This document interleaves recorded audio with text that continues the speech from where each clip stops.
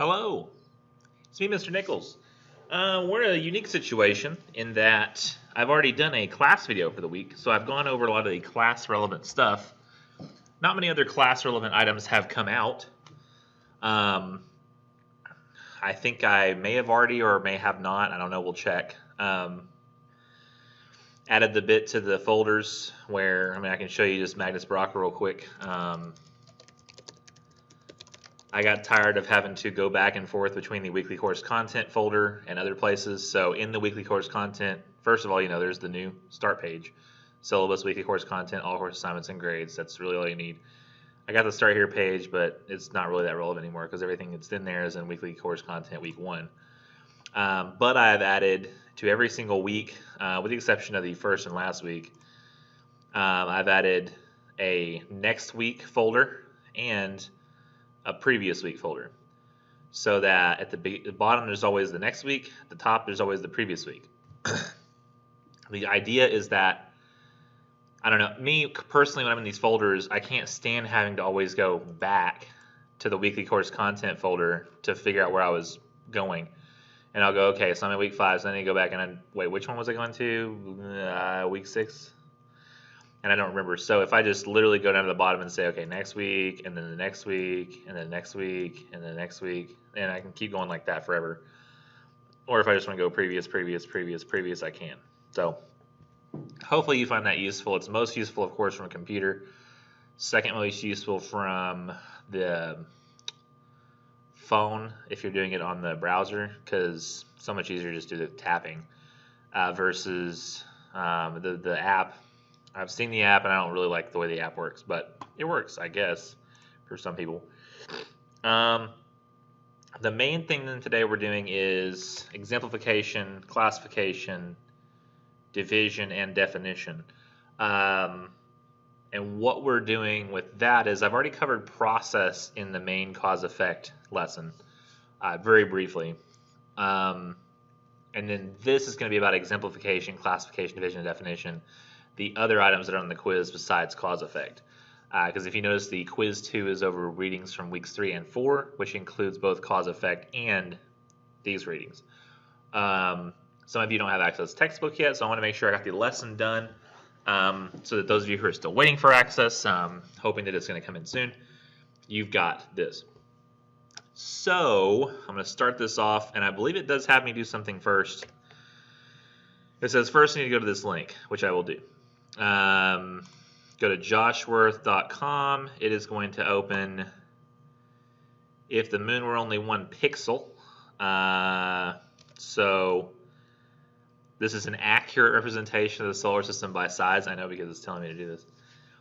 Show the distances and what equals 1 million kilometers. Okay, so I believe it shows right here that 1 million kilometers is this length right here. That's 100,000 kilometers. That is 1 million. So if you look, the sun is about 1 million kilometers across. In fact, a little more. But it's 1.3 million kilometers across. Let's see. I don't really know how to do that size-wise. I could do actually this. This is kind of funny. Notepad, which I could then take down to the scale, the window itself down to the scale. I've never done this before, but it's kind of clever. Essentially create a ruler based on their model. So that's 1 million kilometers, and I could see how big the sun is. I think it's like 1.3 million kilometers. Looks like it's actually even larger. Let's see. 1, and then this point. I'll put that with my finger on the screen. There. It's actually 1.3 is about right. 1.3 to 1.4 million kilometers in diameter. The sun's pretty big, but okay. Now, what do I do with that website? You can actually see that our sun has a diameter of about. Always keep reading. 1.4 million kilometers. I did all that work for no reason. Okay, so now click the little icon at the bottom right to have light begin traveling. Okay, so we're here at the middle. From the sun at light speed, which is the fastest speed for anything whatsoever that is allowed by the laws of physics. Change the distance drop down in the middle to kilometers to show how fast light is moving in kilometers instead of light minutes. Okay. So click this button. So now we're going to start moving away from the sun at the speed of light. So instead of seeing light minutes, let's go to kilometers. Okay. So I guess light has now traveled 3 million kilometers, 4 million kilometers. Okay, so that's what we're doing. Now continue on with the presentation. So that's going to just keep doing that in the background. Next. So why am I doing all of them, exemplification, classification, division, and definition, all in one presentation? That is a lot. The book primarily, I think, approaches them as types of essays, types of compositions. Personally, I feel like we have enough essays in this class, and I feel like all of these items, exemplification, classification, division, definition, really are best utilized as good qualities that essays can have, not necessarily do we need to write brand new essays on them. So that's how I've decided to do it. That's just how I feel. So exemplification is the noun form of exemplify, which means, to make example of. So it's basically just providing good examples in a paper. And on a cause-effect paper, that's going to be incredibly important. It'll also be very important on the comparison and contrast paper, because what I'll be asking on that paper is to provide examples of the differences between things. The comparison and contrast paper will need to have examples of similarities and differences between the two articles that you're going to be writing about. You'll find more about that later. And in the research paper, when you're making claims and providing bits of support that support the claims, you're going to need to show examples of research that agrees with those points and helps make those claims. So examples, I figure we're going to be utilizing those throughout the course. There's no reason to have a separate paper composed just of examples. Classification, division, we've already talked about that a little bit in the cause effect, but really it's the idea of classifying things into categories and dividing them into smaller categories. We're going to be doing that on the cause effect paper, especially if you did the likely effects paper, topic 3. And I mean, possibly in the comparison and contrast, depending on what you talked about, and the research paper, depending on your topic. Definition, though, I feel like that's probably the one you're most likely going to actually write a paper that asks you to define something throughout your course of college, where you might be writing a biology paper, a nursing paper.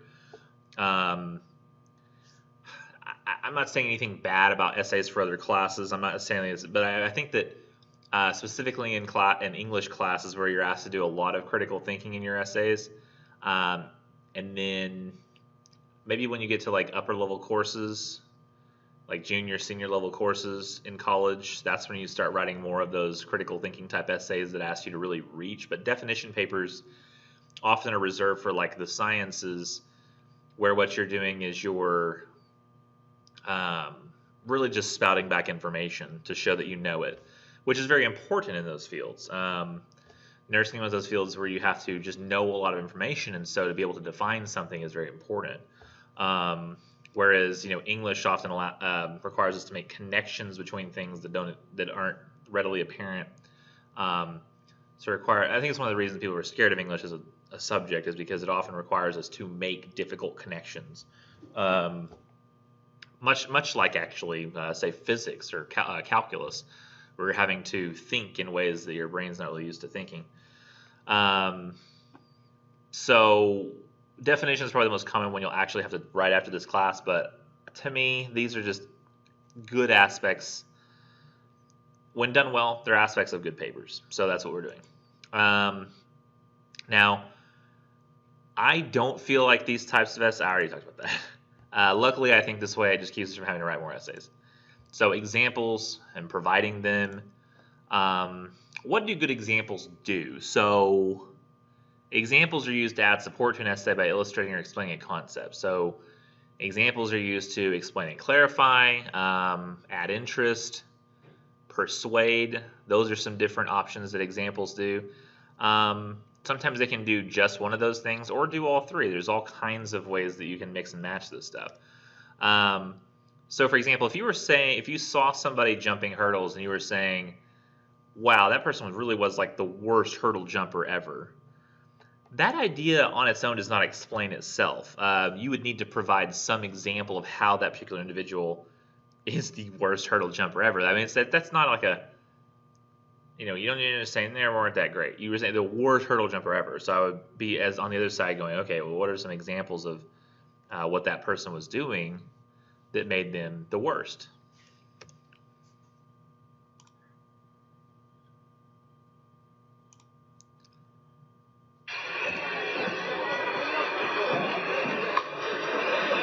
There we go. Yeah. Oh. Just give it. Just go right through. Just run straight through. Dude, you got this. You got this. At least win. Be the fastest. Oh, no. That's okay. Get back in your lane. Or new lane. Fine. It's whatever. Wow. Yeah, get yourself a drink. You deserve it, buddy. Get you some water. Yeah, did you hurt your hand? All that falling. Good heavens. It's awful. So you have to say something like, you provide an example, and say something like, he was the worst hurdle jumper ever, as the crowd could plainly see. Not only did he never clear a single hurdle, but after missing two, he just started running straight through them. You'd think that running in a straight line would be easy enough, but no, he ended up fouling that up by falling over. And then when he got up, you'd think, well, he'll just get back in his lane. No, he changes lanes, completely cutting off another competitor, and runs through those hurdles as well. It is literally hard to imagine a worse performance. That's a lot better than, say, I asked some dude, and I say, this dude is the worst hurdle jumper ever? Really? That's crazy. He's like, how was he the worst? Oh, man, he was just like, he was like running and like through the hurdles. Like, yeah. It was just like, whoa. And like, no, I don't know. Like, explain to me like what it is. Well, it's like, there was a hurdle and like he was supposed to go like, oh, like that, And he was just like, what? This is better. I want like some example, not just. I never would have known that guy had run that way. Had, surfer dude not given me a much better example like this.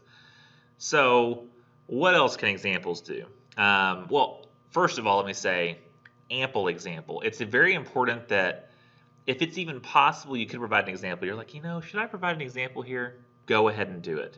Because it's always easier to take an example out later than it is to get yourself back in the mindset of an essay and add something. I think it's better to include a lot the first time and then go back and cut out later than it is to go back and add later, because it's like trying to take an algebra class years after having taken algebra the first time. You're like, okay, so how does algebra work? It's much like that with approaching an essay. Like, what was I thinking when I wrote this originally? And it requires a lot of work to get back in that mindset. Another thing that examples can do is they can add interest. So if I tell you, you're going to be riveted. Listen to this. If I tell you that mirrors can be used to focus light rays to create intense heat, right? That will probably only interest an audience which naturally gravitates towards scientific interests. I'm totally aware of that, and that's perfectly fine. However, if I use an example, use language that's a little more interesting, of what exactly do I mean by focusing light rays to create intense heat, I might be able to generate enough interest to get people wanting to know how this works. So I might say, if you take 2 square meters of sunshine, 2 square meters of sunshine is like 6 foot square. So literally, like, you take me standing up, you take me laying down, 6 foot by 6 foot. Well, actually, I'm 6'2", but it's close enough. And you make a square out of that. That amount of sunshine is, when focused by mirrors, can get to 3,500 degrees, either Fahrenheit or Celsius. I'm pretty sure it's Fahrenheit, which is hot enough to melt steel or even rock. Rock can melt rock like lava. And that's just from the amount of sunlight that unfocused gives a few people a tan on the beach, right? So giving this clarification might actually make someone want to see this happen, because you don't get to see rock melted every day, right? I tried to do it without looking. Oh, no, go back. That was a mistake.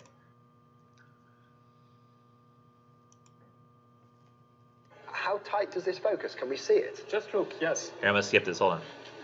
By spreading some, No. we can reach a temperature higher than 3,500 degrees C, and there is currently no known materials that could resist this. There is nothing on Earth that can withstand the temperature right in the middle there. Nothing. And I'm pointing at it. Exactly. Just 2 square meters of sunshine can melt steel pretty easily. I would love to try and weld some stuff with sunshine. It'd be really nice. If you had 3 people sunbathing, they would be collecting that amount of sunshine. And look what it does. Despite having traveled 93 million miles, the energy of the sun can even melt rock. Rock? Look at that. See, to me, that's far more amazing than melting steel. Like, I see steel melt every other day, but I've never seen anything like that. Yeah, me too. I see steel melt every other day. I actually skipped past the beginning because I want to show you that afterwards. We just saw steel and rock. How tight does this focus? Can we see it? Just look, yes. By spreading some water. Oh, so you can see the X. So if my hand's here, it's okay, but if it went there, what would happen? Not at the focus. Here it's okay, but... And even a mirror this big, would it be powerful enough to kind of set light to something? Yes. Can I try it? You're spraying water on it. Show me the focus. I'm okay. Oh, my life. Can we do that again? Life? More like burning. That's astonishing. I've never seen anything set light to wood that quickly. How hot is it in there? What temperature does it get to? At that focal point, we can reach a temperature higher than 3,500 degrees C, and there is currently no known materials that could resist this. There is nothing on Earth that can withstand the temperature right in the middle there. Nothing. And I'm pointing at it. He's so funny. He's hilarious. Weld some stuff with sunshine. I apologize. That guy he gets me. Not gets me, but like he's not funny. He seems like a nice guy.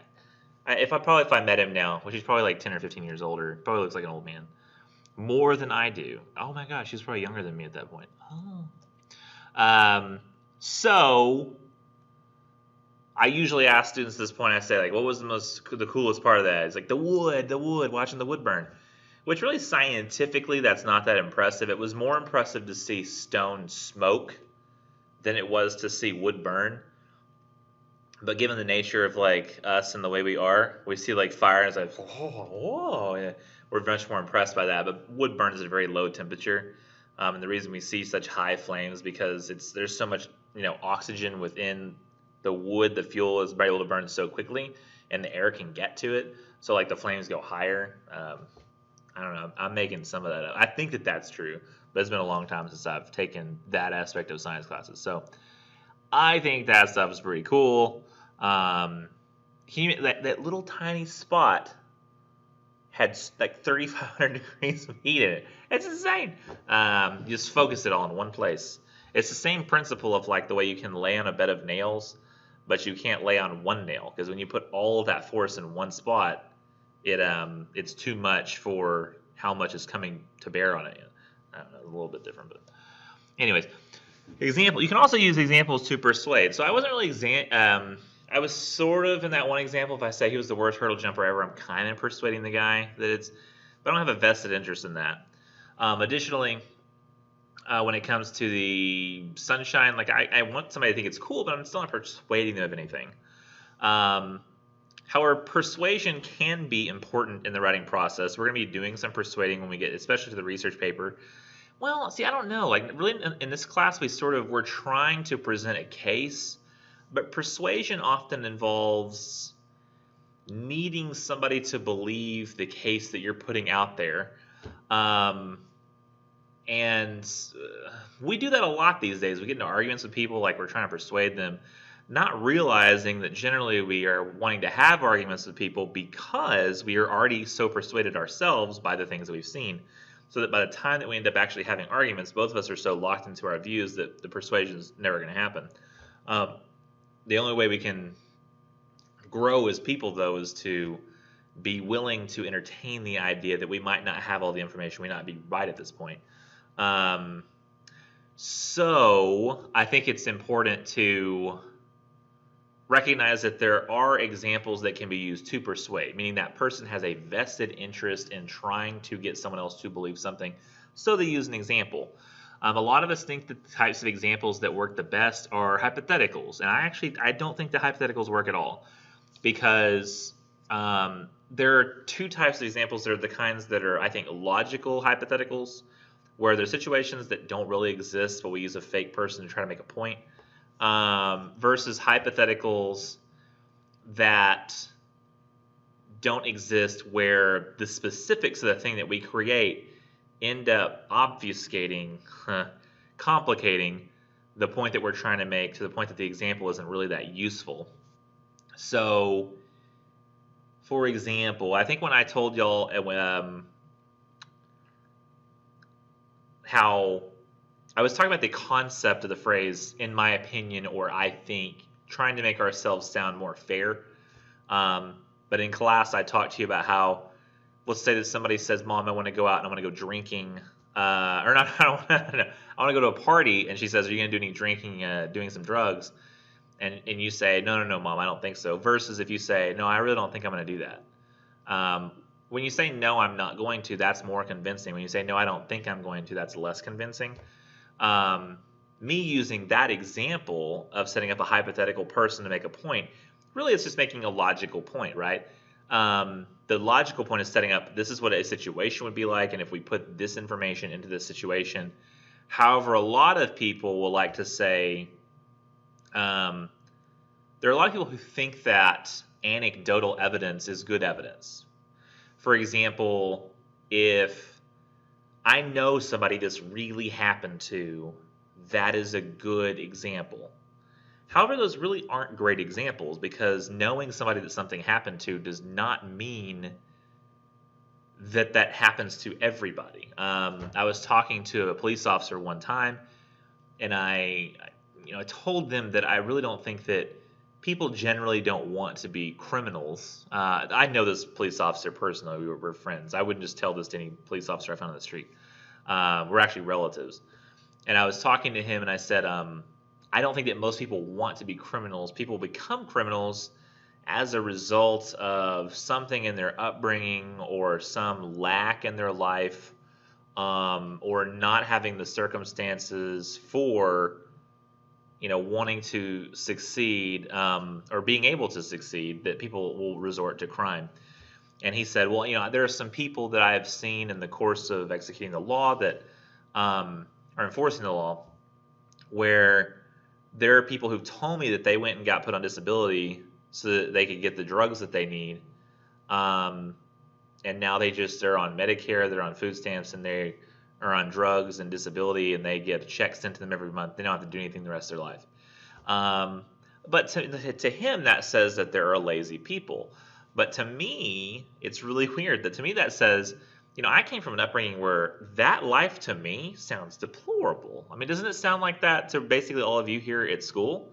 If you're taking classes, you want to end up in a life situation where you're not. There's nobody who I'm sitting here talking to in class. There's nobody who's watching this video who goes, holy crap, are you telling me that I can go on disability and then I can get free medication and like free healthcare and like free food stamps, and I can that's how my life can go? That's amazing. Sign me up. Like, no, nobody's like that, right? Like, that's not like us. That's not the people who are going to school. Those are like other people. So there's some people who in their lives have not gotten the motivation necessary to move past that point. But if you think about it, people who play the lottery, what do you play the lottery for?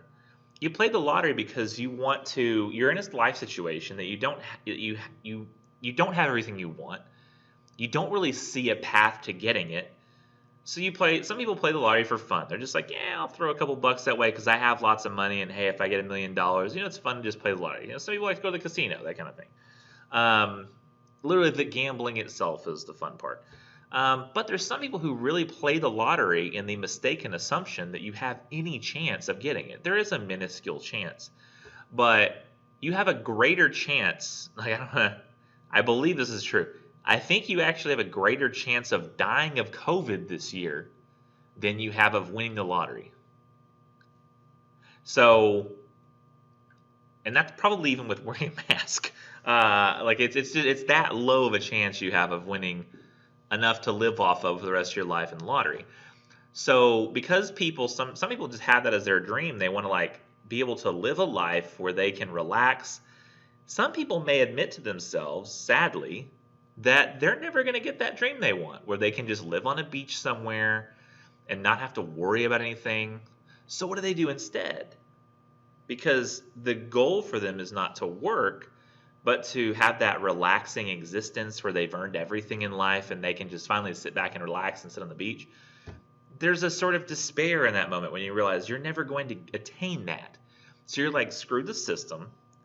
I'm going to get as close to that life as I can now, and that'll be fine with me. Like I'll live this kind of life, that criminal life. And I can never see myself doing that. So something must have happened early on in their life, or like their value system, or they've just learned to think that the world is so unfair that that's the closest they'll get to a life of leisure, is taking advantage of the systems that are in place, right? And you may not agree with me, and I totally understand that. If you don't agree with me, you see, oh, if people are going to be like that, they're deadbeats, and people who want to be criminals. I'm sure that there are some people out there who want to be criminals. People who end up being school shooters, like, I mean, these aren't people who just, well, things went bad for me in my childhood, so I'm going to be a school shooter now. There's got to be something a little deeper, something a little darker, that brings out that kind of behavior, the kind of thing that they were thinking about that sort of thing anyway. But I do think that he made a mistake when I was talking to him, saying that because he had seen some people do this, that means that there are people who that's all they want to do. And it would be even worse if he said, well, imagine this. You have a couple people who they just want to go on Medicare and Medicaid and sign up for disability, and that's all they want to do for the rest of your life. That's even less convincing. So I don't think hypothetical examples are really anecdotal examples. It's best to look at the data. Let's look at the data and see, like, okay, what does it do in countries when you have access to free healthcare, free education? Oddly, they don't seem to have the problems with people signing up for those sorts of programs and then just not working in the same way that we have in this country. So there's something going on differently in this country that does not have access to those things, that causes people to commit the crimes at a greater level. I think we have a higher crime rate than those other countries. That I haven't really looked at specifically. I do know that we have less poverty, and usually poverty contributes to crime. There's all kinds. It's best to look at the data, broad sweeps of information, than it is to look at little tiny anecdotal examples. But examples can be used to persuade. They're often the best way to persuade, whether that be large sets of data, or it be even for some people anecdotal examples like I just gave. In fact, tonight, I believe right now while I'm talking, the presidential debates are going on between Trump and Biden, which that's got to be interesting. Both of them seem like when they, I don't know, like I feel like there's a lot of interesting thought processes in a conversation like that. I would be interested just to hear them have a conversation with one another and see how that goes. But I can't wait to see the highlights. It's gonna be hilarious. But persuasion can happen through examples, and I think, in fact, I was looking at a video last night, quite fascinating, I don't want to mention that one because I don't want that to sway people politically, but I saw a video of some really shady stuff being done through data in a political campaign, where they essentially were identifying people that they did not want to vote, down to named people in certain neighborhoods and outlying political districts they were trying to convince not to vote, and how do we target ads at this group to make sure that they don't vote. And they went and talked to those people, this news program did, and found that indeed those people did not vote in the election. They said, well, I just didn't feel like. And they said, well, actually, they targeted you specifically with ads to try to get you not to vote. Did you vote? And they're like, no, but that was just my own choice. People literally saw enough of these persuasive examples in their ads that they decided not to vote and don't even realize that happened to them. It was very shocking. They said, well, and then they said, well, let's talk to you about the data that they had on you and how they categorized you and then how they targeted the ads towards you as a result. And the people were shocked. They were like, well, no, I can't be persuaded in that way. And people don't realize that it's so subtle and subconscious that you don't even realize it's happening. But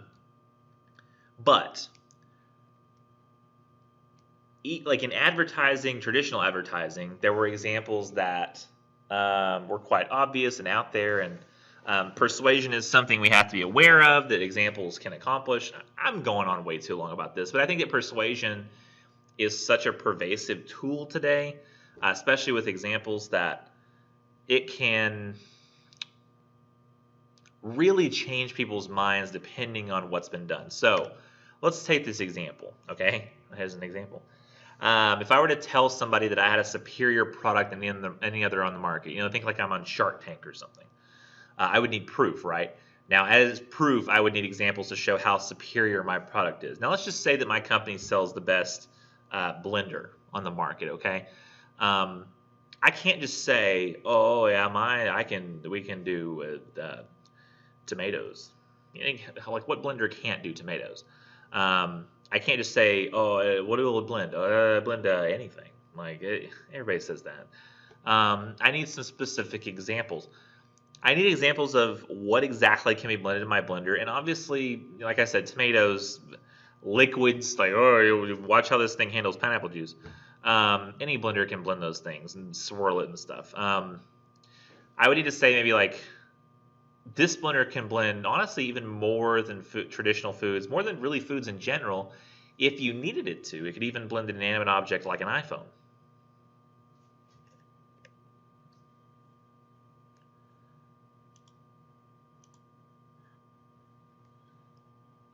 Will it blend? That is the question.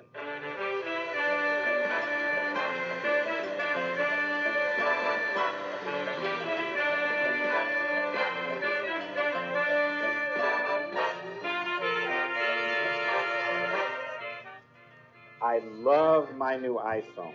It does everything. But will it blend? That is the question. Let's find out. I think I'm going to push the smoothie button.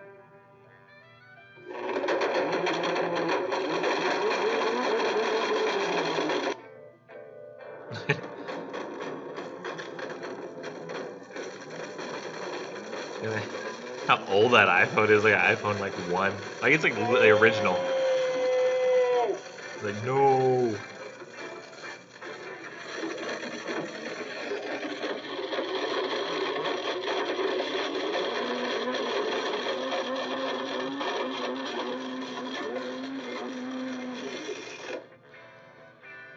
I love this one. I smoke. I smoke. Don't breathe this.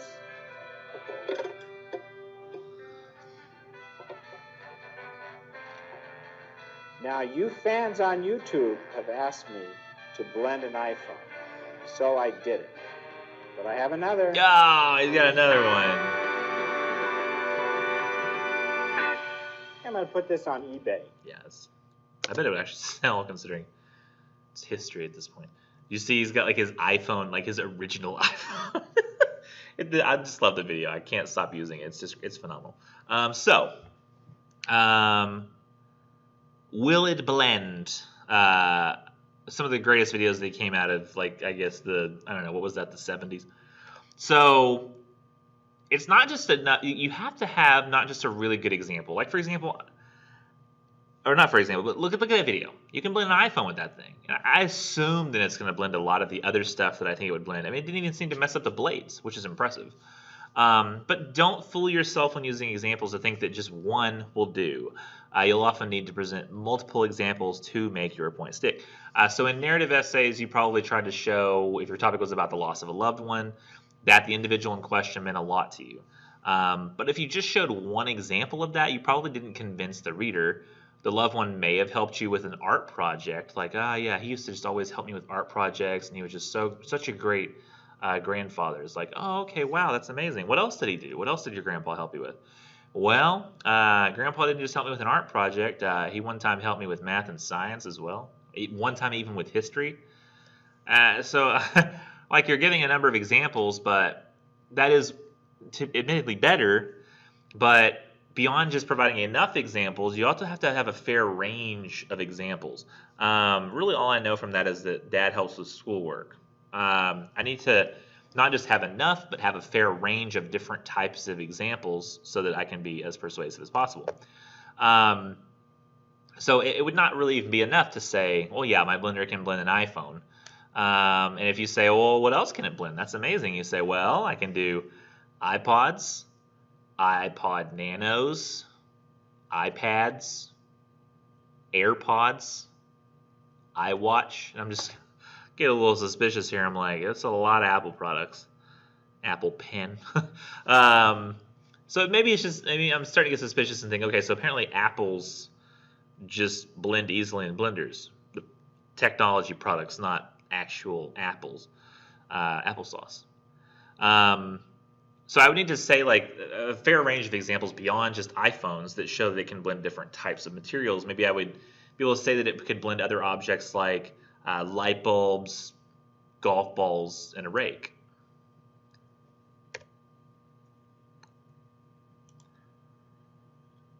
I wish I could get rid of this box, but I can't. It's built in.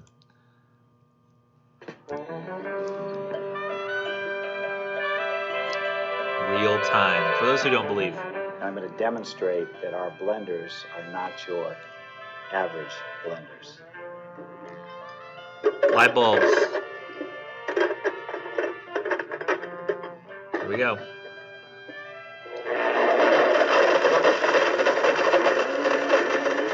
Pretty quick.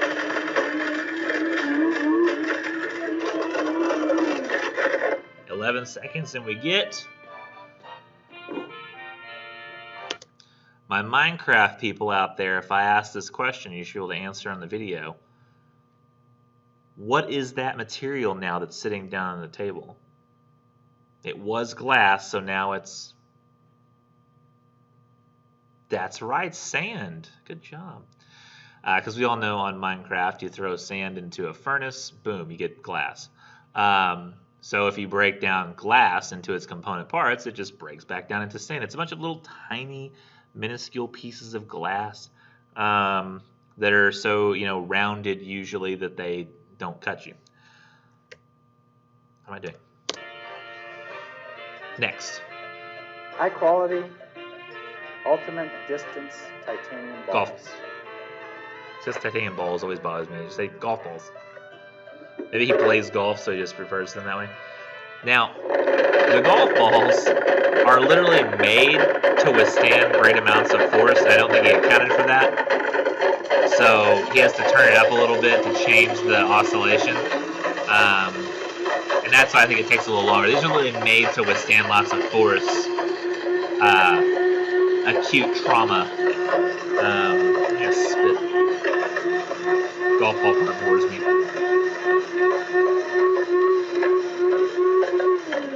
30 seconds. And turns it into, I don't know, cork. Dust. I have an Ames. Now check this rake, okay? 30-inch rake. There it is. It starts right there. Blender. It says 30-inch rake. So let's see. The plastic's there. Look how long that is. Okay, it's at least as long as his torso. So it's like that long. Takes a minute, yeah. No, actually, 10 seconds. It's gone. It's nothing but wood chips. It's impressive. Now, you may not think that that was all that persuasive, but if I'm not mistaken, I read that way back when they started these videos, in like the first 6 months to a year of these videos, the best way to measure persuasion is by the actual effect. Like, how persuasive were you really? Not like saying, would you want to buy one of these blenders? But like, oh yeah, that's really cool. Legitimately, I believe their sales rose 700% when they started doing this series, because people saw, you're like, oh, let me go buy a Ninja blender versus let me get one of these high-dollar Blendtec blenders, and you see what they do. It's like, people, you're not going to go blend an iPhone. You're not going to blend an iPhone, but you want to know that if you wanted to blend an iPhone, you could. So as you can see, examples can persuade. In this case, they got 700% more sales of their blenders as a result of doing these examples. And nobody even planned on doing these things. Yeah, people will do viral videos where they'll want to blend things these days, but for the most part, that's not really something that people are going to be doing with their blenders. There are some people who want to become streamers, and they might, but not so much now, or not so much with most people. Now, let's get to classification division. So that is putting parts into a whole or breaking a whole into parts. They're really kind of like direct opposite. I know I've already talked about it a lot in class, not directly, but mentioned the words. So when I talked about the fair range of examples in the last couple of slides, I basically said, like, when I heard the guy saying, like, well, my dad helped me with art projects and math and science and history, what you're really saying is, okay, well, he helped me with schoolwork. And that's classification. That's saying I have all these different examples that all fall into one category, and I know that it's not going to be as impactful if I have a bunch of all like the same stuff over and over again. I need to have different categories of things. So really I need to classify all this as a schoolwork category, say like he was very helpful with schoolwork, like my art, math, science, and history, and then say other things that he did well too. So you might come up with this where you separate things into different ideas. My dad also supported me in deciding to quit football in order to do theater, attending all of my plays. This is a fake dad, by the way. Even though I saw him fall asleep during my plays, later claiming he did not, but I knew my plays bored him. He wanted me close by after college, but when I told him I got a great job in California, he supported my decision. Again, fake dad. And he and mom flew in at least 3 times a year, even though he hates flying, just so we could all be together for a little bit longer. So I have one set of ideas. He was very supportive of my school choices and also supportive of my life choices and career and place to live. This is separating different ideas, but he's definitely very supportive in both. So I try to categorize those things separately. So I had schoolwork now, then I have choices of activities, and then I have what was I categorized last thing? Like life decisions, I guess, afterwards. Now with essays, you do want to limit yourself to the number of categories you use. Like you might think of 45 different categories of lying, and you want to write an essay about that. But that's, I mean, you can't write an essay with 45 categories of lying. It's going to end up just being a bulleted list. It's best if you've got something like 45 categories of something to write a book about that. Like, I think there's actually the laws of business, the laws of 50 laws, 52 laws, 51 laws, something like that. I can't remember. There's a book where literally they go over like different law. It's like 10 pages per law. I'm super useful, huh? Now, when executed properly in creative ways, classifying can even be enlightening as a process, depending on what other context you provide during the classification. You might discover through seeing astronomical divided by their size that the Earth really isn't a very big place after all. So I've got this video, and it's got some cheesy music. I'll try to get past that cheesy music in some way. Maybe I'll mute the video. It's got this cheesy, like old 50s sci-fi music.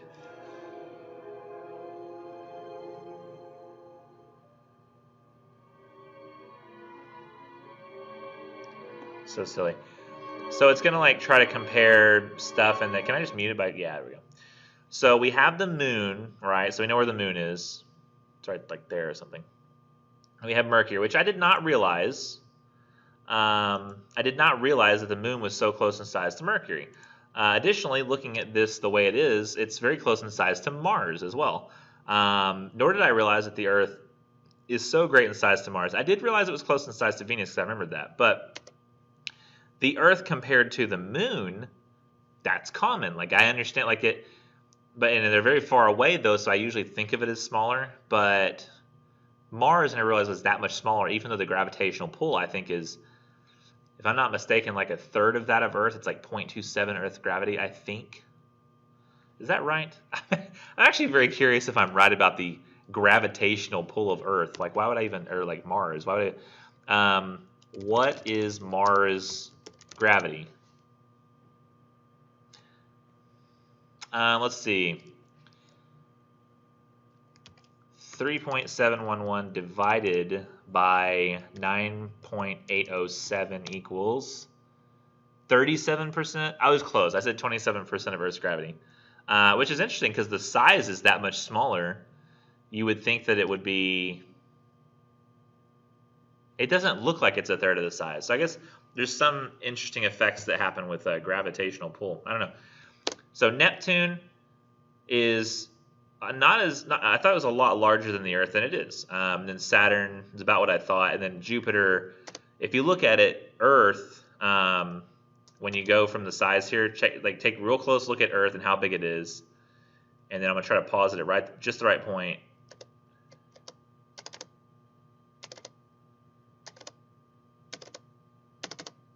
Okay, there is the storm on Jupiter, that circular storm. And if you look over here, Earth is actually about the size of the storm on Jupiter. And interestingly, I think I saw that at some point, the storm on Jupiter, one of the most defining features that we have of Jupiter, that is a temporary storm. That is not permanent. So that's actually going to go away at some point, which I thought was just fascinating and crazy, that something we think of as a feature of a planet isn't even permanent. And in fact, they can always predict very accurately things that are going to happen in the sky in terms of like where will stars be and planets be at exact times and where will constellations be, and they know it down to like the moment. Yet all of that is constantly in a state of change. It's just changing very slowly based on the laws of physics. What I just found that so fascinating that they know all that down, that there's so much math involved that they just know that stuff. Anyways, so we have Jupiter, and then we have the Sun, which is much larger, but not that much bigger than I thought of, like Jupiter. You know, I thought it was like even bigger than that of Jupiter, because the Sun is, 1.3 million kilometers across, and you're like, look how much bigger that is than Earth, until you realize that's not even Earth, that's Neptune.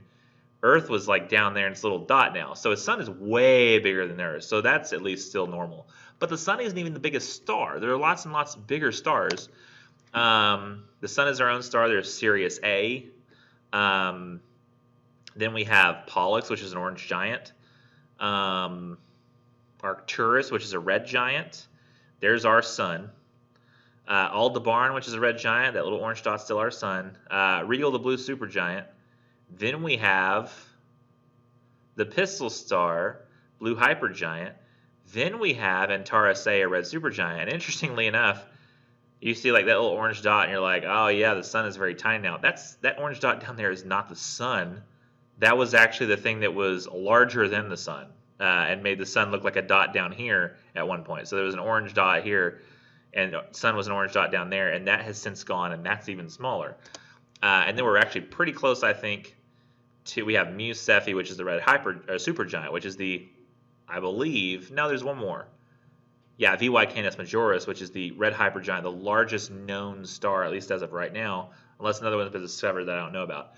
Now, you have to be careful of the way that you talk when you're doing classification division. There's the size of Earth. So I hate the example they give here. It says this star has a diameter of about 2.8 billion kilometers. So if you think of like 2.8 billion kilometers, our Sun was 1.3 million kilometers, right? So this is at least 2,000 times the size of about our Sun, in terms of diameter, purely diameter, so like just the width. So how can you imagine the size? And I thought that this was a very strange idea of doing it. So it says, think of a passenger airplane flying along the surface of this star at 900 kilometers an hour, okay? 900 kilometers an hour. It would take 1,100 years to circle at one time. I don't know. I think of a plane. I don't really have a good concept of 900 kilometers an hour. I'm like, so wouldn't that mean like 900 kilometers an hour, you could go around the Earth in like, what, 30 hours-ish, I think? No, 25,000 miles around the Earth. So 1,000 miles, that would be like 1.6 million kilometers, or 1,600 kilometers. Oh no, 900 kilometers an hour would be like not that many miles, like 600 miles, maybe-ish. So really, it would take, like, let's see, 25,000 miles around in the Earth. So the diameter, no, that's not the diameter. I think it's circumference. Go around the Earth would be about 50 hours. And it says it would take 1,100 years to circle this star one time. But I don't think that's that many years. I mean, 1,100 years is not that long to me. 900 kilometers an hour is not that slow. I mean, I don't know. It might sound like a lot to some people, but to me, that's not really that much. I think the problem here is they use the tool of division to try to make it seem vast, but it's really not that vast. I prefer, like, say, taking a look at how far is Saturn from the sun in kilometers. And you can see it's a 1.4933 billion kilometers, which is Saturn closer than Jupiter? How far is Jupiter from the sun in kilometers? I think it's closer, isn't it? Quite a bit closer. So if we do Saturn, which is about the best we can get, 1.493 billion kilometers, so that means 3.0 billion kilometers.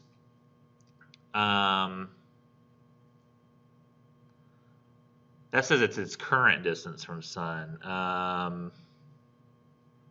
But yeah, let's just go with the current distance from the sun. It's going to go around in a circle, right? So that space right there, from the time it's, let's say it's equally, at some point it's going to be the same distance on the other side, right?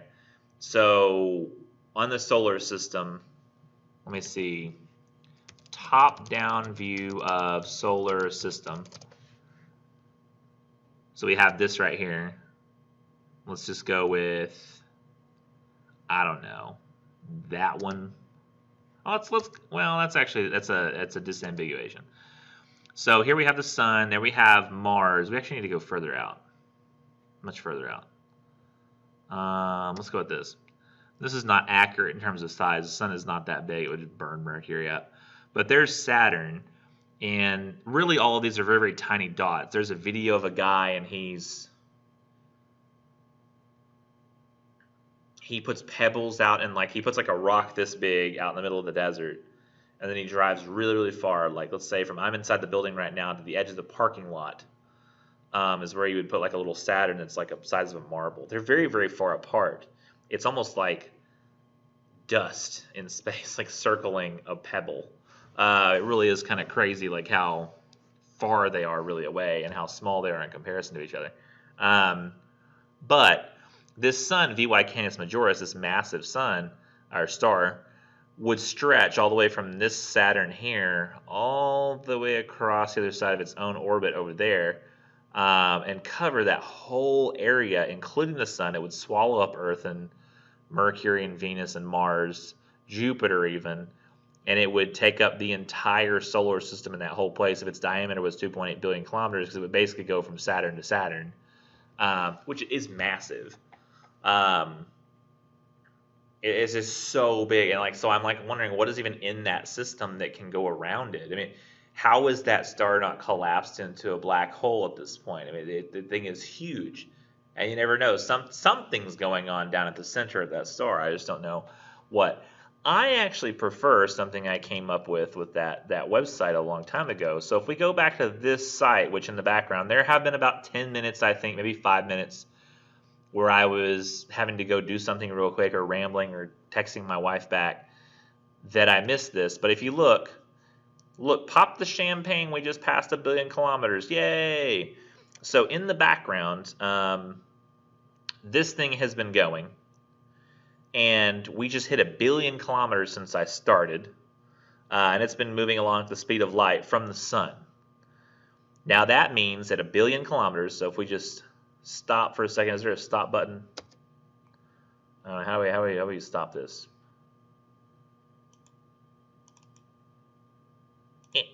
There we go. So that's a pause. We do this. This is how fast light travels. Oh, it's doing light minutes again. I want to do kilometers, okay? Let me go to, what is this? So this is the sun. This is Mercury. By the way, we're past Mercury. We're past Venus. We're past Earth at this point. I think that might be Mars. I don't know that we're past Mars yet. I think we are. We're working on right now, I think, we may have just passed Jupiter, so we're working on getting to Saturn. So let me click Saturn, and that should take us out to Saturn. It's just going to go a little faster. And note that we just now reached Saturn, okay? So during the time when I started this lesson till now, we did not yet make it at the speed of light. Light had not had time to go from the sun to Saturn. By comparison, light takes about 7 to 8 minutes to get from the sun to Earth every day. So anytime you look up at the sky and you see the sun, you're actually seeing the sun as it existed about 8 minutes ago. You will never see the sun exactly as it is in the moment. In fact, no light you'll see is exactly as in the moment. Even looking from here to a light bulb, the light we're seeing is, I don't know, microseconds, nanoseconds, or something like that behind us. So we're actually seeing things, we're only ever able to see things as they were, never as they are. We get to see as close to simultaneous as possible because we're very small compared to all these big objects. But from the time that I started talking until now, which I guess has been recording for, on my end, an hour and 3 minutes. In an hour, we were able to go about 1 billion kilometers. That's how far light can travel. And it would need to go, I don't know, I need to talk for about 20 more minutes, I guess, for it to make it all the way to Saturn. So since I have started talking, the light that came out of the sun has not had a chance to get to Saturn. That is how big the universe is and how big that star is. Because, remember, we said that VY Canis Majoris, from Saturn to the other side of Saturn's orbit is how big that star would be, right? VY Canis Majoris. So, light starting to travel from, and actually, this is theoretical because I'm talking about like in a space the size of that star, not actually inside of that star, but in a space the size of that star would say like it was an open shell. Light that started traveling at the center would not yet have made it to the edge, and that's just in the inside of that star, the distance from the middle to the center to the outside of that star. So imagine how long it takes for stuff to actually travel from the center all the way to the edge of that star, if it ever does. And imagine how big that must mean it is, because since we've been talking, light has not had a chance to travel all the way to Saturn. To me, that is fascinating and really gets at like the size and depth and just hugeness of the universe. And if you look at how big is like, and like, notice I was talking about how small things are by comparison. This website is actually called If the Moon Were Only 1 Pixel. So I think it says like, let's see, it says go this way to explore. And then we start traveling, right? So we travel by, this is how fast it is. And look, here's actually, they actually give a comparison here. Hold on.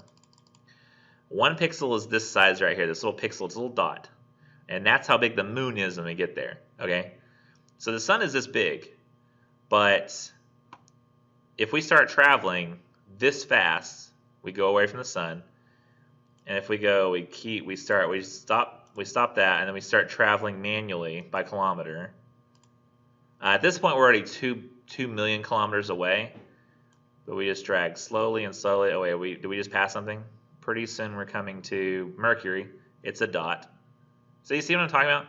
Like, the sun is that big, yes, but Mercury, which is about 59 billion kilometers out, is a dot. Very small. And then we go out and we get to Venus, which is a slightly larger dot. Let's see if we get out to Earth. It's going to take us out there. try to show us comparison of size. Earth, the moon. See how like out in space, like how tiny things really are? And we are on those. We're like on those little pixels. And then we go out to Mars. It's another little dot. Go out to Jupiter, little bigger. But still, look how fast that stuff is just going by. Like the speed at which it's like, you know, gaining momentum. It's impressive. And then like the moons of Jupiter are that far away from it.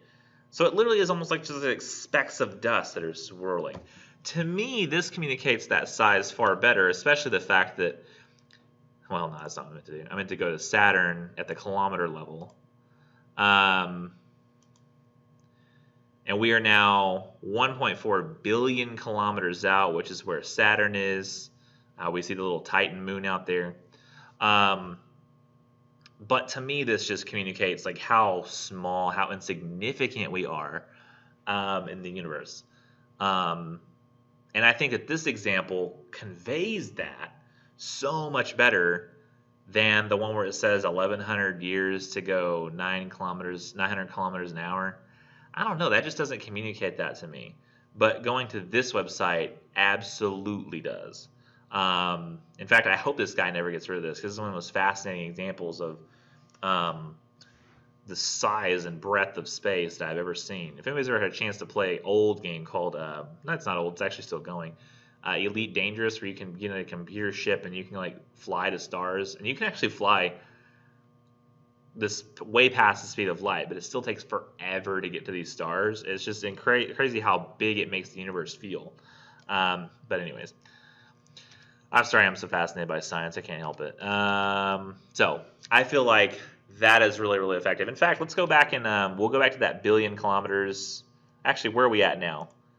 108. So we're probably not at a billion kilometers anymore. We're probably closer to, we would have made it to about, let's say, an hour. So let's see, 6 minutes probably for every 100 million. So we were at 1, so like that's 6. So a couple more minutes past 6 would be like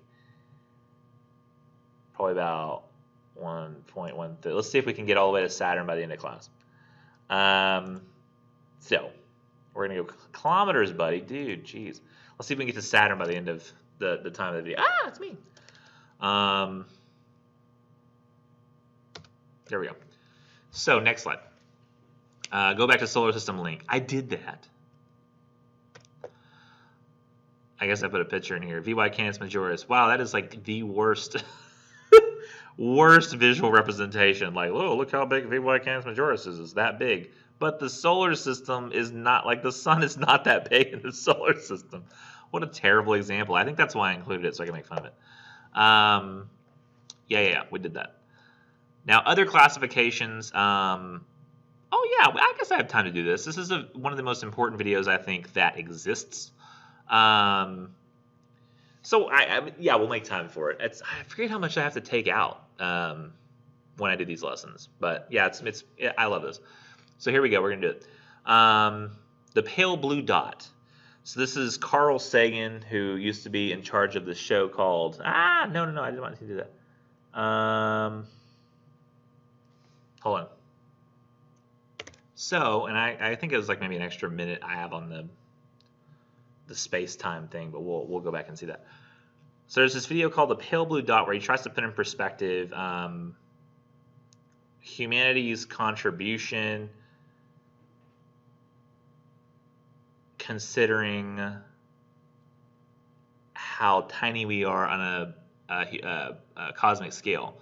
Yet how we do still matter and the things we do matter, because to us we still matter. So it's been a while since I've seen it, so I kind of want to watch it, so we're going to watch it.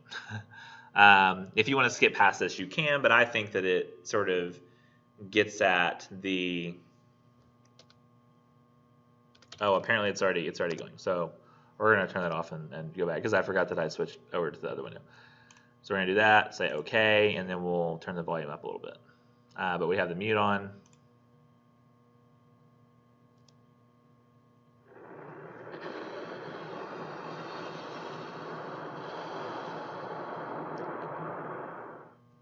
The spacecraft was a long way from home. I thought it might be a good idea, just after Saturn, to have them take one last glance homeward.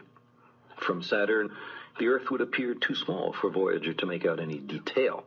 Our planet would be just a point of light, a lonely pixel, hardly distinguishable from the many other points of light Voyager would see, nearby planets, far-off suns. But precisely because of the obscurity of our world thus revealed, such a picture might be worth having. It had been well understood by the scientists and philosophers of classical antiquity that the Earth was a mere point in a vast, encompassing cosmos. But no one had ever seen it as such. Here was our first chance, and perhaps also our last, for decades to come. So here they are, a mosaic of squares laid down on top of the planets, and a background smattering of more distant stars. Because of the reflection of sunlight off the spacecraft, the Earth seems to be sitting in a beam of light, as if there was some special significance to this small world. But it's just an accident of geometry and optics. There is no sign of humans in this picture. Not our reworking of the Earth's surface, not our machines, not ourselves. From this vantage point, our obsession with nationalism is nowhere in evidence. We are too small. On the scale of worlds, humans are inconsequential, a thin film of life on an obscure and solitary lump of rock and metal. Consider again that dot. That's here. That's home. That's us. On it, everyone you love, everyone you know, everyone you ever heard of, every human being who ever was, lived out their lives. The aggregate of our joy and suffering. Thousands of confident religions, ideologies, and economic doctrines. Every hunter and forager, every hero and coward, every creator and destroyer of civilization. Every king and peasant, every young couple in love, every mother and father, hopeful child, inventor and explorer, every teacher of morals, every corrupt politician, every supreme leader, every superstar, every saint and sinner in the history of our species lived there, on a mote of dust, suspended in a sunbeam. The Earth is a very small stage in a vast cosmic arena. Think of the endless cruelties visited by the inhabitants of one corner of this pixel on the scarcely distinguishable inhabitants of some other corner. How frequent their misunderstandings, how eager they are to kill one another, how fervent their hatreds. Think of the rivers of blood spilled by all those generals and emperors, so that in glory and triumph they could become the momentary masters of a fraction of a dot. Our posturings, our imagined self-importance, the delusion that we have some privileged position in the universe, are challenged by this point of pale light. Our planet is a lonely speck in the great enveloping cosmic dark. In our obscurity, in all this vastness, there is no hint that help will come from elsewhere to save us from ourselves. Like it or not, for the moment, the Earth is where we make our stand. It has been said that astronomy is a humbling and character-building experience. There is perhaps no better demonstration of the folly of human conceits than this distant image of our tiny world. It underscores our responsibility to deal more kindly with one another and to preserve and cherish the only home we've ever known. The pale blue dot.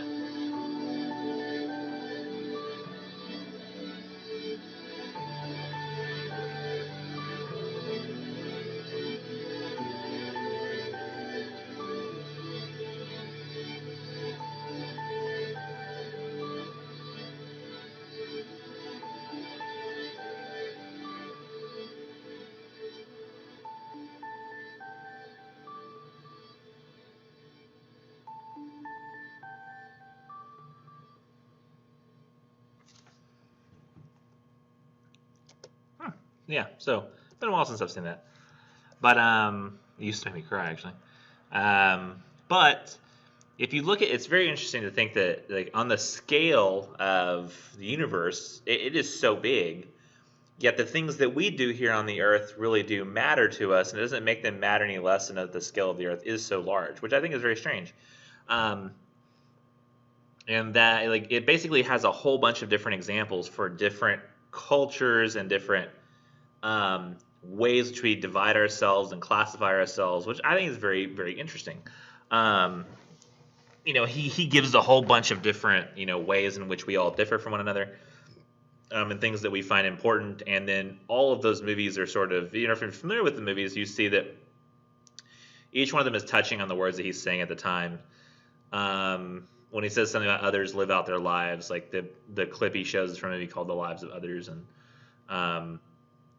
he's talking about love, and then the heart from Moulin Rouge, and all kinds of stuff is happening that goes on there. I might have cut out a little frame. I don't remember if I covered it up. I hope I remember to go back and take a look, but there was a moment where I probably should have cut out something. Even though it was really weird as old like photos with violence in them and stuff. But that's ways in which I guess we classify ourselves, or could be classified. Different ideas, ideologies could be classified. I think it's interesting stuff. But division, just like classification, but the opposite. So instead of realizing that all those ideas should be classified, you just divide them up instead. So you say, like, I have a schoolwork category, let's divide it up into different types of schoolwork. Now with classification division, here's some tricks to establishing categories. So all the categories that we make should derive from the same principle. So if we say something like, he helped me with school subjects like math, science, English, and lunch, obviously lunch does not derive from the same principle of categorization, so we don't include that one. All the categories should be at the same level. So we say he helped me with school subjects like math, science, biology, and English. That doesn't work because biology is within the idea of science. So you either need to say math, biology, and English, or math, science, and English. Probably math, science, and English because, I don't know. It'd probably be better if you said like algebra, biology, and English, and math, science, and English. Really, it'd be language. I don't know. Languages, language arts. Remember that old term? That was a weird term. Language arts. And also, you should treat all categories as significant and relevant to your discussion. So, especially when you get to the research paper, there are categories of things people don't want to include because it's inconvenient for them, because it doesn't help them make their case. And you have to include those categories. You can't say, oh, well, those aren't relevant, because that's going to make you look like unfair. Now, definition.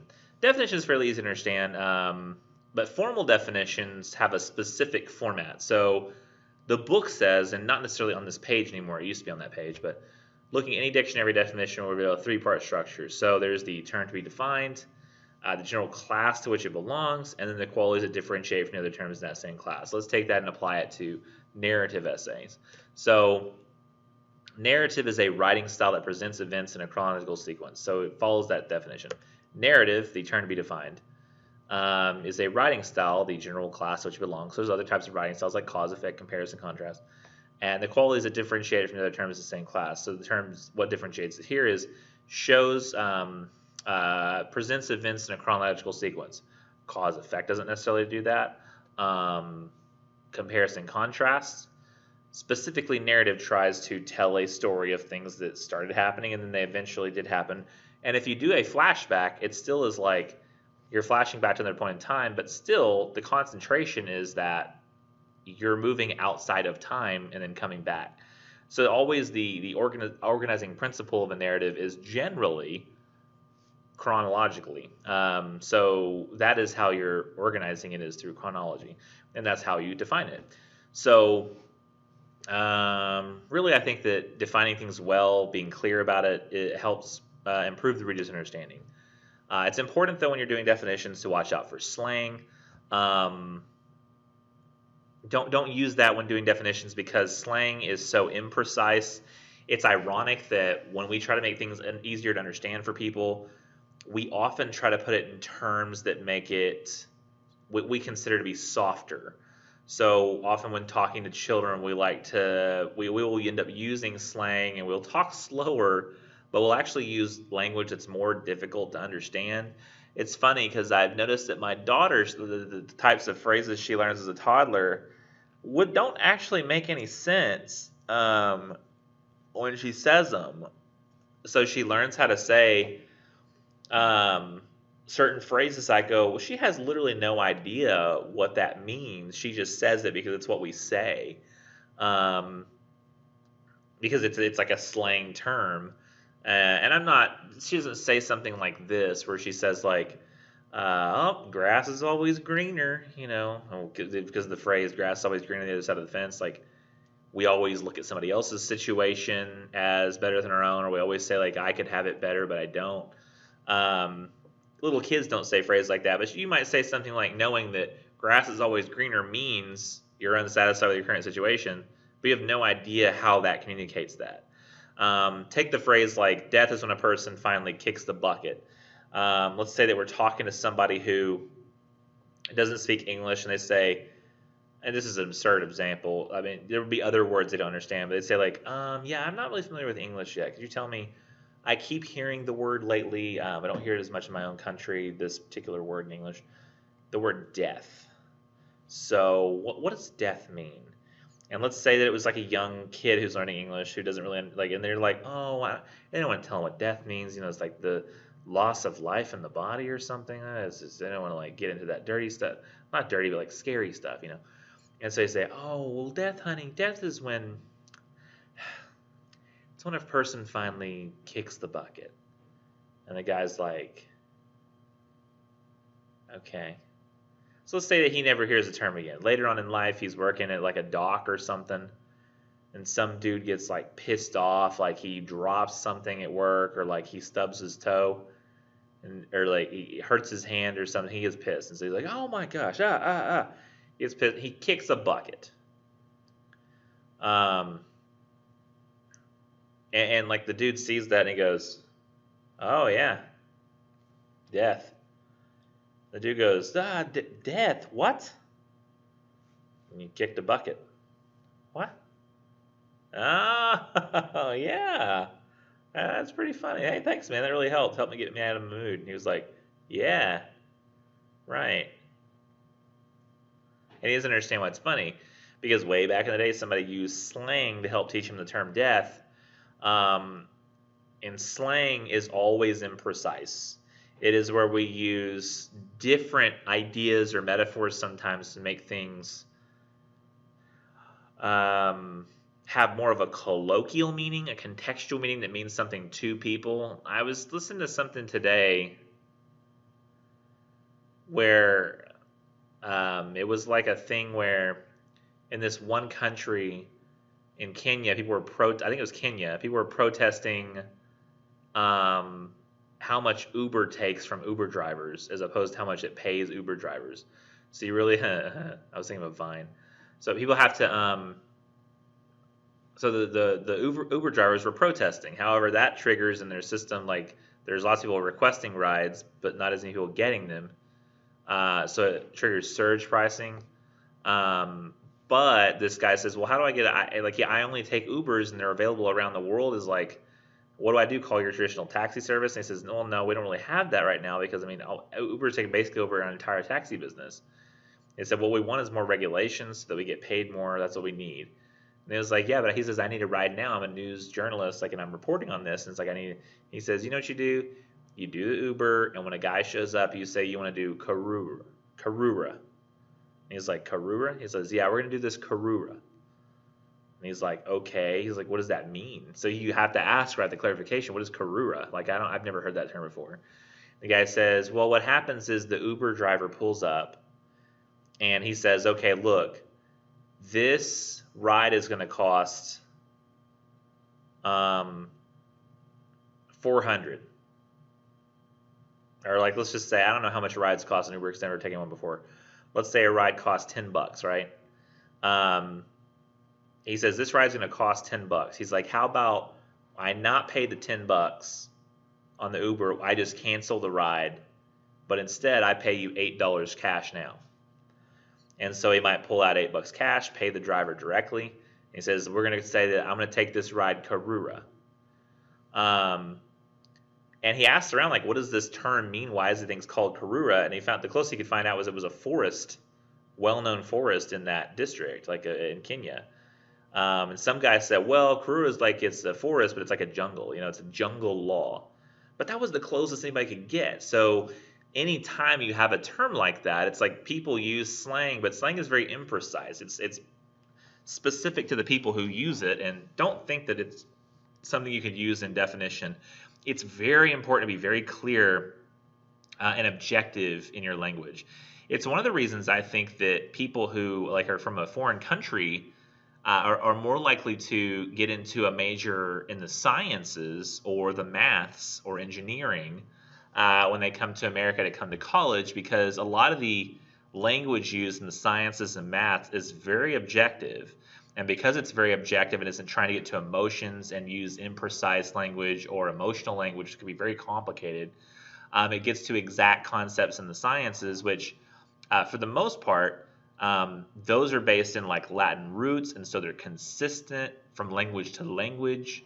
Maybe not to all the foreign languages that are used, but because of that consistency and because sciences are not mired down in slang, they're easier to follow. So it's best to be as objective as possible, not use slang when we're talking, at least in terms of like when we're trying to define something, because when you use slang, you make things a lot more difficult to understand. And really, I shouldn't even say things like a lot, because we use a lot because a lot meant a whole bunch of something, like literally a lot of, like a lot, like a place where tons of things were. So I should say much more of something. So it's just made its way into our language in ways we don't even realize.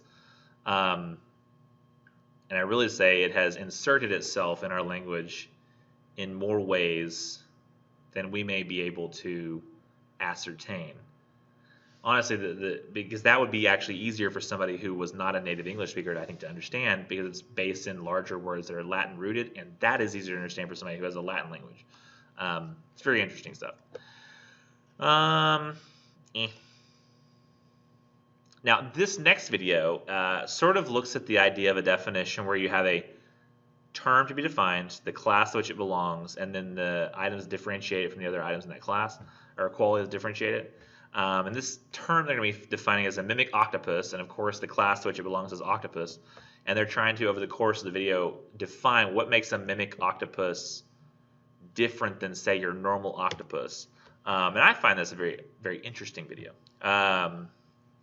In terms of like, how do we define something we've really never seen before? Unknown until it was spotted, first by fishermen off the coast of Indonesia in the 1990s. It looked like an octopus, but it could morph its shape in an instant to appear as seemingly any animal around it. At first, no one had any idea what it was. The first time I saw it, I just was blown away. You couldn't get a more spectacular animal. It really is the pinnacle of wizardry.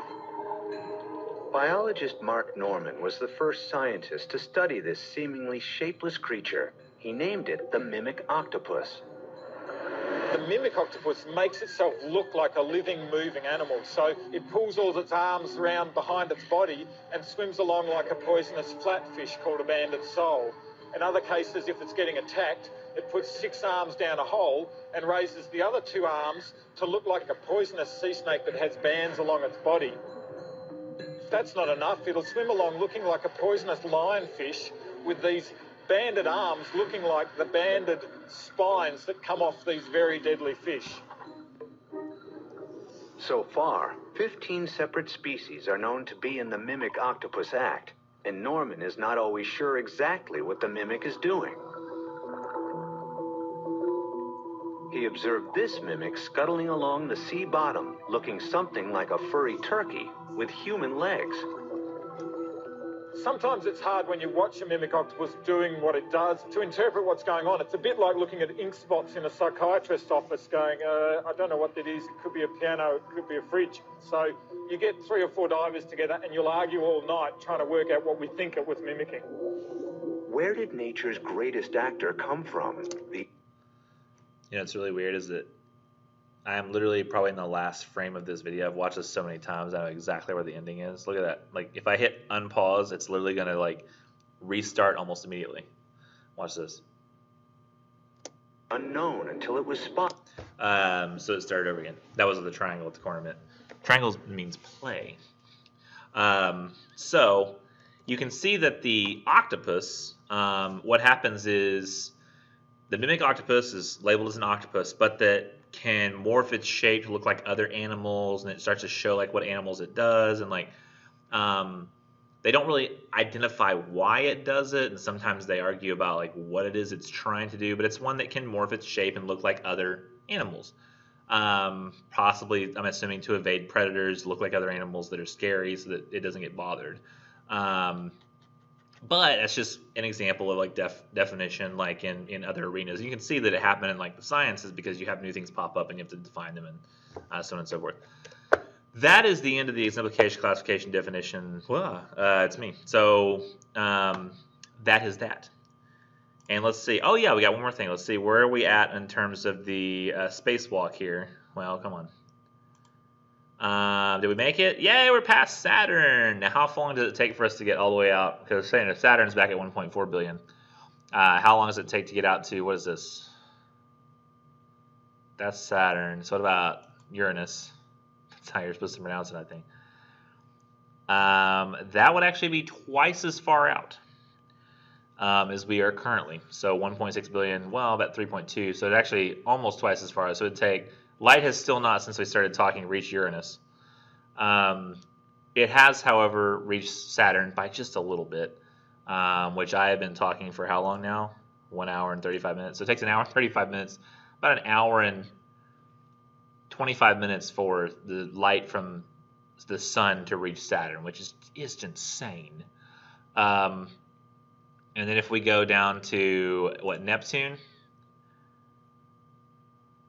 Wow, that's even further. 4.5 billion kilometers. Remember how big the sun was and how far out this is. See, that's 1 million kilometers from that line to that line, which means, let's see, 1 million kilometers. There are 4,500 of those segments right there off that way. That, or I guess actually if I'm looking on the video here, let's see if I point that way. That's going to be to my left. So really it's that way when we're looking at the video, when me facing the opposite direction. Looking. 4,500 more of these little blocks that will travel all the way back to the sun, which is that big. So you can see there's like specks of nothing out there. It's like pieces of dust floating around a marble almost. That just light gravitational pull. It's very consistent, but... and how vast just everything is. It's insane. And then way out to Pluto, which is quite far out there. And it's not even technically, I don't think, it says we still love you. It's not even a planet anymore, right? So it's like a speck, I think maybe even smaller than the moon. I think they said it's a planetoid, so it doesn't count anymore. How big is it? I don't know. It doesn't tell me. But it's 5.9 billion kilometers out there. I mean, look at that. It's literally like a speck. Like, it's just, I don't know. All this stuff is insane to me. Communicates the size greatly. I'm trying to provide an example for how big the universe is, if you even need to know that. But, yeah, cool stuff. That's about all I'm going to say. That's all I got. Wife wants me to get home. Baby stuff. Might as well stop now. We'll need to scroll through 6,771 more maps that go all the way to Pluto before we would see anything else. It's a long distance. Would that be Sirius A? Is that right? Is that what's the closest thing to us? I don't know. Not sure. So, I'm out of here. Bye. Oh, yeah. In case I forget to mention again, I'm going to send out a notification, but Friday we're inducing. There will be no physical class meetings during week 5, but there will be online videos to watch during week 5, and you'll need to submit the cause-effect essay. Additionally, just real briefly, let me go over, not there, I'll mention that in another video. But if we come here to week 5, let's go to the previous week. You see that there's going to be the APA video, which I will put here. I'm actually going to skip ahead to week 6, and I feel like it goes better. Oh, I'm sorry, that was the prior week, so hold on. Week 6, there's a library presentation. I think that's going to fit a lot better with week 5, so I'm going to put both of those videos here. So it's going to show like how to access library databases and then citations and stuff, how to go do that. So if you want to do research on the cause effect essay, you're welcome to. It's a little harder to do it like that, and you're more likely to get a 0 for plagiarism on accident the first time you submit. So if you just want to go off your own knowledge using no websites whatsoever, not even to look at, that's probably going to be the ideal method. But I'm going to put a video on there of APA, one for the library presentation. It's going to appear right here and here. Then you'll submit the cause effect essay, and there'll be a quiz over the readings that the APA lesson readings, week of 5 readings. It's just going to be all that citation stuff that I'm going to talk about. There'll be a quiz. And that's going to be due next week while I am out. I'll try to get more essays graded and stuff, or any essays graded, really. I did the information forms. Those are done. But next week, for sure, that's the week where I'll be out for the birth of the baby. In case I forgot to mention it again, just wanted to make y'all aware of that. So I'm out of here. Y'all have a great evening.